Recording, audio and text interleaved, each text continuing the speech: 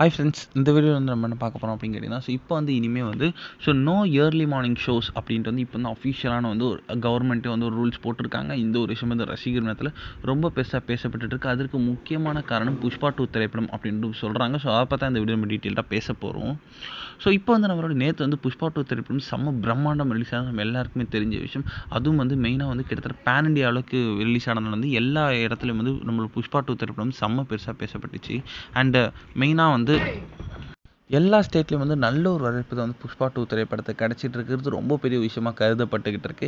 ஏன்னா வந்து திரைப்படம் வந்து கிட்டத்தட்ட வந்து பேன் இண்டியா அளவுக்கு முதல் நாள்லேயே வந்து கிட்டத்தட்ட 250 கோடிக்கு மேலே கலெக்ட் பண்ணியிருக்கு அப்படின்னு சொல்லலாம்.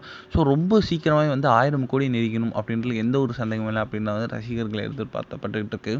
ஏன்னா வந்து இப்போ வந்து நேற்று வந்து ஃபர்ஸ்ட் டே ஃபர்ஸ்ட் ஷோ, அதாவது அதிகாலை 4 மணி ஷோ வந்து தெலுங்கானாவில் வந்து எப்பயுமே இருக்குது. தமிழ்நாட்டில் மட்டும்தான் அது வந்து ஒரு 2 வருஷத்துக்கு முன்னாடி வந்து கேன்சல் பண்ணியிருந்தாங்க. இப்போ வந்து மற்ற ஸ்டேட்ஸ் எல்லாம் இருக்குது. ஆனால் வந்து நேற்று வந்து தெலுங்கானாவில் வந்து அதிகாலை 4 மணி ஷோவில் வந்து கூட்ட நெரிசலில் வந்து ஒரு நபர் வந்து உயிரிழந்துட்டார். அப்படின்றதுனால வந்து மெயினாக புஷ்பா 2 திரைப்படம் பார்க்க வந்து இப்போ வந்து தெலுங்கானா அரசு வந்து செம்ம பெரிய உத்தரவு போட்டிருக்கு. இனிமேல் தெலுங்கானாவில் வந்து அதிகாலை சிறப்பு காட்சி எந்த ஒரு திரைப்படத்துக்கும் இல்லை அப்படின்ட்டு வந்து அம்மாநில அமைச்சர் கோமதி ரெட்டி வந்து இப்போ வந்து அஃபிஷியலாக அறிவிச்சிருக்காங்க. அதற்கு வந்து ரசிகர்கள் ரொம்ப ரொம்ப ஷாக்கிங்கில் இருக்காங்க அப்படின்னு சொல்லலாம். புஷ்பா 2 திரைப்படமால தான் வந்து நம்மளோட தெலுங்கானாவில் இதுக்கப்புறம் வந்து அதிகாலை ஷோ இல்லை அப்படின்ட்டு சொல்கிறாங்க. ஆனால் நிறைய பேர் வந்து இதுதான் வந்து நல்லதும் கூட அப்படின்ட்டு சொல்கிறாங்க.